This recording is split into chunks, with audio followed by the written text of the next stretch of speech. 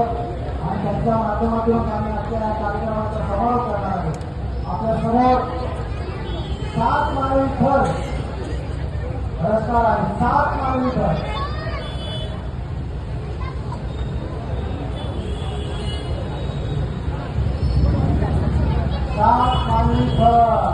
अभिनंदन मंडळाचं खूप खूप अभिनंदन. अत्यंत शिस्तबद्ध नियोजन सार्वजनिक गणेशोत्सव मंडळाचा.